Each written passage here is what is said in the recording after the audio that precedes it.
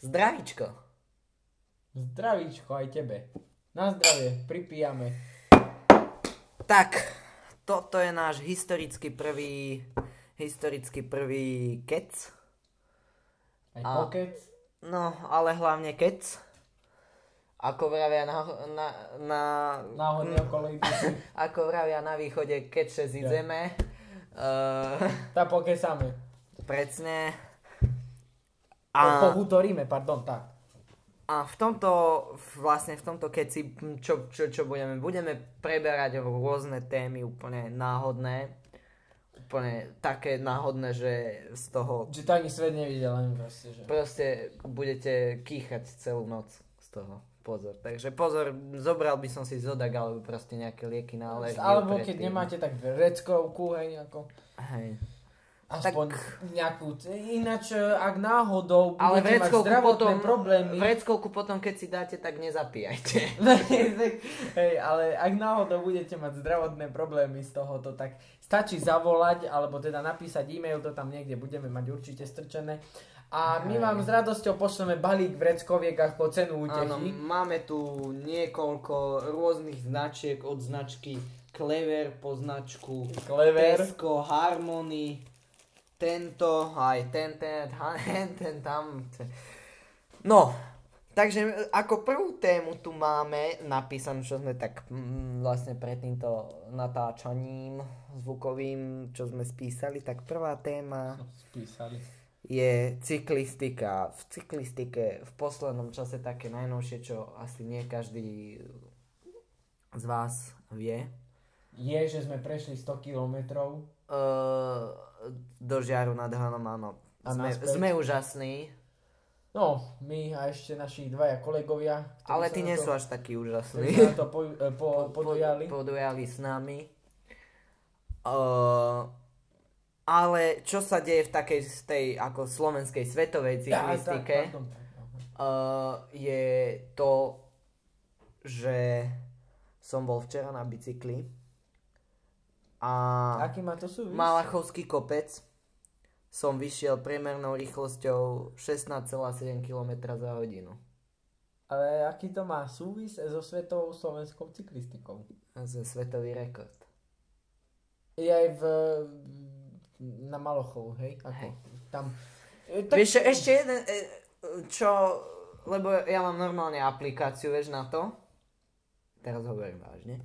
Mám na to normálne aplikáciu, ktorá mi toto akože dá, že toto si prešiel, ten Malachov, a iba jeden človek to prešiel rýchlejšie ako ja. Takže som v podstate druhý, akože svetový rekord. Chuck Norris?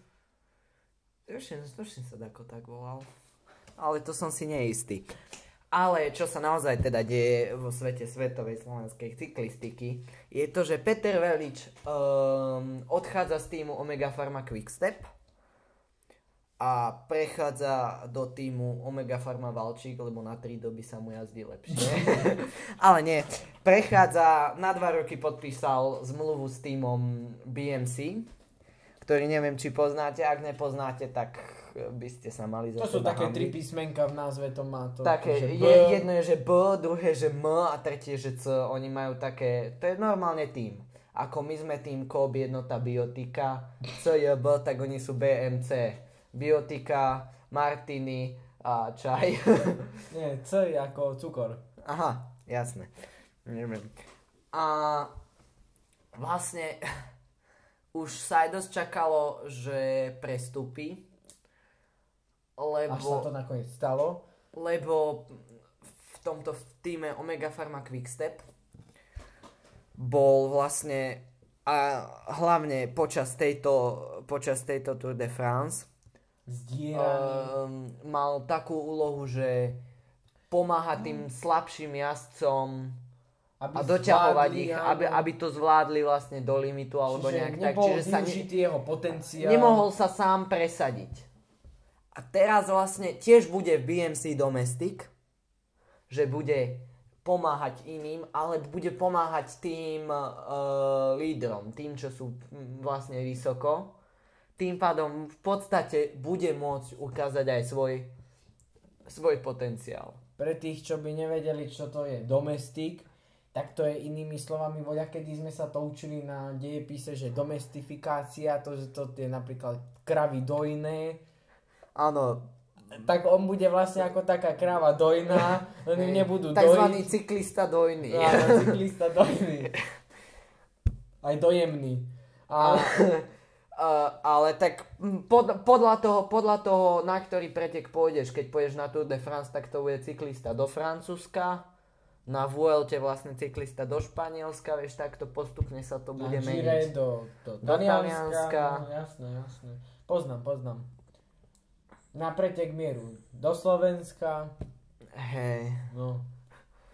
Keď sa mu nebude dariť, tak aj ale to sa nehovorí také v slušnej spoločnosti. Inými slovami do zadnice. Áno, čiže na chvost pelotónu, dozadu, keď sa mu nebude dariť. Veď ho tam potlačia tie autá, keď sa mu oprú o koleso. A ako ja osobne mu to prajem. A je to zaujímavé aj z toho pohľadu, že aj my tuto s kolegom si plánujeme prestúpiť do nejakého prestížneho profesionálneho tímu. Tým, že si na Vianoce kúpime možno nejaké tímové cyklosety, dresy aj nohavice cyklistické. Budeme sa tak tváriť, že sme... A budeme sa tváriť, že sme akože členmi tohto klubu a že všetky naše úspechy sú aj ich úspechy, ale budú to iba naše osobné úspechy. O čo ten tým samozrejme prichádza, ale povedzme si na rovinu, je to ich chyba. Veď inými slovami, jednotlivec sa vždy presadí viac ako skupina. Presne. Ale zase dvaja sa vždycky presadia viac ako jednotlivec. Ale traja už je priveľa. Traja je už veľa, áno. Dvaja to je taký aj ale ideálny. čo sa týka cyklistiky, to čo sa týka iných záležitostí, áno, tak tam niekedy je... Tam na počte nezáleží. Povedzme si na rovinu. Niekedy vie 10 ľudí robiť jednu vec dobre a niekedy vie 10 ľudí robiť jednu vec zle. Ale niekedy naopak vie jeden človek urobiť za tých 10 ľudí tú jednu vec dobre. Ešte lepšie dokonca. A ešte lepšie. A tým sa vlastne od nich odčlení a môže sa ukázať na svetovej scéne, vrcholnej svetovej scéne, rôznych odvetviach, rôznych pracovných odvetviach, lebo teraz tu nás som zamieril trošku inak, nie len v športe. A takíto ľudia zväčša ostanú slávni niekoľko, povedzme, že dokonca až niekoľko rokov, napríklad také 2-3, no a potom ustúpia do úzadia, do zabudnutia. A začnú stagnovať. Ale žijú v Uruguayi tam a majú svoju vílu, tabakovú farmu, jachtu, lietadlo. Ale aby sme sa vrátili späť k tomu, čo som chcel povedať, že keď sme rozmýšľali, že aký tímový dres akého tímu by sa nám páčil, tak musíme sa priznať, že BMC bola jedna z tých možností, ktoré by sme boli schopní prijať. Čiže uvidíme, že ako sa to vyvinie potom, veď tak dáme vedieť. Prípadne nás uvidíte. Môžeme aj také videjko z bicykla natočiť, konec koncov niekedy. Ale to je ešte veľmi ďaleko. Teraz by som prešiel na ďalšiu vec, čo tu máme zapísanú, a to je naša hudobná tvorba. Už veľa ľudí sa ma v poslednom čase pýta, nie veľa, keď nerátam seba, tak nie. Ale viacero ľudí sa ma už spýtalo, že kedy bude nová pesnička. No, kedy bude nová pesnička? To sa pýtaš mňa? Však ty to musíš vedieť.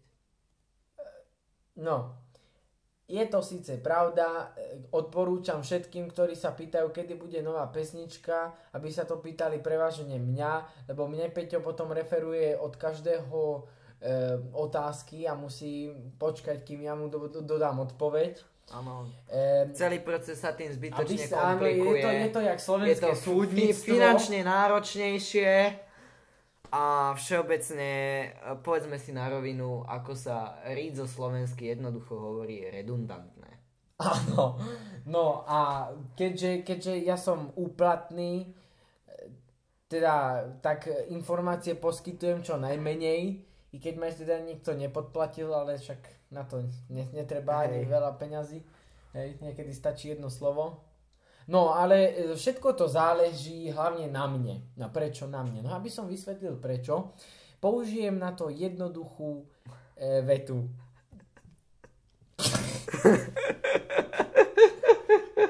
Skús. Ja som textár. Áno, on je textár, aj keď konec koncov všetko to robím ja proste. On len sa tvári, že spolupracuje. Ja proste všetko, čo tam v tej pesničke, ešte proste aj tú stránku YouTube, to som všetko naprogramoval ja. Ešte aj ten Ale YouTube. na mojom počítači, aby som... Áno, na jeho počítači. Ale nie.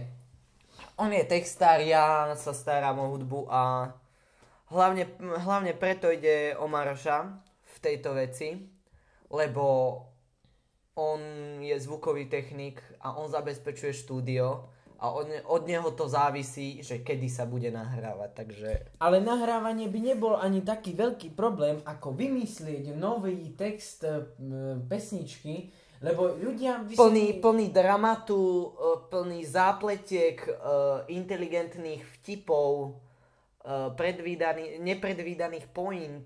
Som rád, že to referuješ za mňa. Áno, presne to tak, ako to povedal. Robotu, áno, ďakujem potom pekne. pláci rozdelíme. Áno.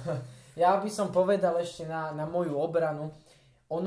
Jedna vec je napísať jednu slohu nejakej pesničky a tú slohu opakovať v tej pesničke 5 razy s tým, že sú tam nejaké tie medzihry, alebo tak. Ako keď my tak dôvtipne sa snažíme, teda napísať, dajme tomu dve slohy. Napísať, no tak aj dve, ale aj aby to dával nejaký súvislejší celok. Áno. Aby to bol nejaký krásne zakomponovaný nejaký príbeh v pesničke s prevažne vtipným, niekedy môže byť aj smutným. Niekedy hlboko morálnym. Hlboko morálnym, takým podtextom. No aby to skrátka malo hlavu a petu a aby z toho vznikala aj nejaká také poučenie, aby z toho vzniklo. Aby to si ten človek z tej skladby odniesol aj niečo viac ako len dobrý pocit. No, teda o ten dobrý pocit sa snažíme, teda hlavne tou hudbou, túto kolega tvorí hudbu. A ešte ďalšia vec, prečo nemôže vzniknúť len hudba?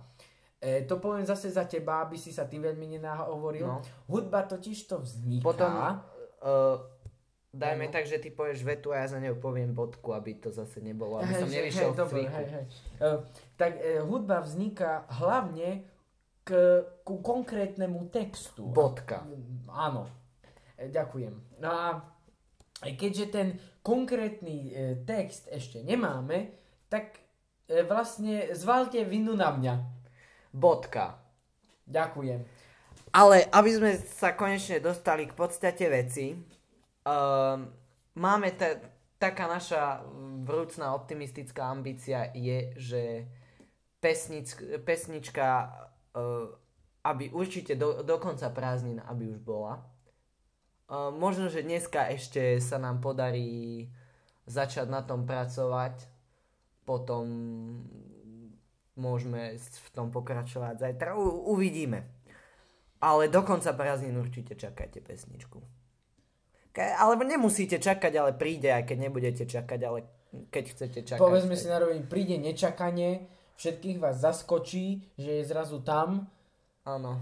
Ale v konečnom dôsledku to nebude až tak nečakané, lebo už sme vlastne povedali, že to máte čakať a bude to nečakané, že to máte čakať. Ono v skutočnosti zaskočí iba tých, ktorí budú indisponovaní a budú potrebovať nejaké zaskakovanie, vieš, aby ich niekto zaskočil. Napríklad na vécku. Áno, alebo v divadle chápeš, že nejaká herečka má veľmi rada našu hudbu, teda tú našu jednu pesničku, čo to teraz vyšla. Ale akutne dostane senu nádchu, má zlé sny v noci, vieš, všetko. Tak potrebuje, aby ju niekto zaskočil v divadle, lebo musí hrať Júliu v Romeovi a Júlii. Nie tú Júliu, čo je tá Romeo a Júlia, tak nie tú Júliu, ale Júliu, ktorá hrá tú upratovačku, ktorá im tá upratuje, vieš. Tá, čo tam furt pobehuje a hovorí. Áno, viem. Hej. Vždy, keď začne volať Romeo v tej opere Júlia, tak zrazu sa objaví, vzadu za oponou sa objaví táto Júlka upratovačka a pýta sa a všetci ľudia sa zrazu tam otočia. Hej, Zase zabudli vyniesť smeti? Nie. To je tá druhá. To je tá, hej, že dobehne s metlou a pozerá sa, že čo sa teda bude diať. A keď už teda celé hľadisko vidí, pravda, no tak Romeo, keďže k tomu tá druhá Júlia, tá originál, neprišla zatiaľ, lebo je indisponovaná, tak povie tejto Júlke aspoň, že nech teda už keď je tu, že nech pozametá. Hej, samozrejme. No ale aby som sa vrátil k téme, že táto herečka, ktorá má hrať tú Júlku, tú upratovačku, ktorá tam teraz zametá, tak dostane sennú nádchu, lebo má zlé sny a potrebuje, aby niekto zaskočil. A v tom príde naša pesnička, ktorá ju perfektne zaskočí a ona tú rolu Júlie dohrá. Hej, len so zaskočeným jazykom. Áno. V niektorých prípadoch samozrejme treba počítať s tým. No veď a potom v konečnom dôsledku veď na to nepríde, že si každý tak potom povie, že no čo už by som len ja robil. A v tom tomu človeku trkne, že si vypočuje našu pesničku, áno. Bude tam počuť tú myšlienku, tú poučnosť toho. Vtipnosť, poučnosť. A vtedy mu povie presne. Niekedy aj nadrozmernosť, nezmyselnosť. Všetky tie osti vlastne až sa mu z toho budú triasť kosti. Keď je starší, tak k tomu ani veľa netreba. Ten sa trasie aj. Hej, to stačí, aby len tie bicie išli. No a tak to je ohľadom našej pesničky, no. Viete, minule som nad tým presne rozmýšľal, že o čom by mal byť text. A tak si len tak sedím, sedím. Ja som sedel, to je pravda, ale v podstate som chodil. Hej, odkedy si ochrnul, tak ťa to tak drží. No a ako som tak ja sedel, ale vlastne som chodil, lebo ja som si neuvedomil, že chodím. To tak človek, keď začne tuho uvažovať, tak tomu nejak nepríde. A som sa tak díval na tie krásne hory tu na našom tomto krásnom regióne. A som si tak hovoril, že o čom by mohla byť tak pesnička. No a napadali ma rôzne veci. Napríklad skákali po mne mačky, alebo aj kocúre. Môj konkrétne kocúr, skákal do mňa. No ale keď som ho odkopol, no tak som rozmýšľal ďalej. A dospel som k takému názoru, že netreba sa dívať dole. Dole sa dívame preto, lebo keď sme sklesli, máme zlú náladu, alebo tak. Aby sme sa nepotkli. Alebo aby sme sa nepotkli, samozrejme, tak sa dívame pod nohy. Ale pri tom kráčaní po tej záhrade, ja som sa tak díval pod nohy a potom mi napadlo, že nebudem sa aj dívať pod nohy, ale budem sa dívať hore. A v tom si sa potkol.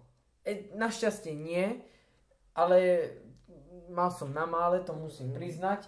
Skoro som narazil do stromu. Ale keď som sa tak díval hore, tak to už si musíte, milí posluchači, domyslieť vy, čo mi napadlo. A hlavne ani nemusíte si to vôbec domýšľať, lebo to bude vlastne téma nasledujúcej skladby, piesne, kompozície a muzikantského nápevu, popevu a podobnému. Popevku. Nápevku. A keďže nemáme synonymický slovník, tak týmto sa asi na naše žriedlo názvov vyčerpalo.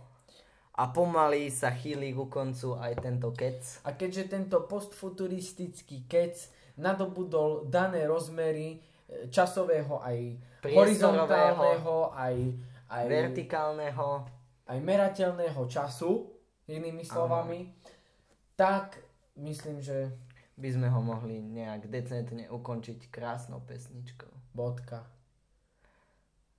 Alebo otáznik? Tak ukončíme ho asi tak, že napíšte nám kľudne, keď chcete, aby teda ďalší bude bez ohľadu na to, či chcete alebo nechcete, keď sa k tomu dostaneme. Ale napíšte nám, o čom chcete, aby sme kecali. Alebo ešte lepšia vec. Napíšte nám aj o čom by sme mohli napísať pesničku. Napríklad. Len pozor na vec, za to berieme aj plat. Účtujeme si aj z DPH 265 korún. Keďže tu nemám kalkulačku, teda mám, ale nefunguje, tak na eurá to nebudem prepočítavať, to si prepočítajte sami. Ženy môžu platiť v naturáliach. Áno, alebo aj kreditkou. Napríklad. Ale iba cez internet banking. Áno. Stranné lístky neberieme. Dovidenia.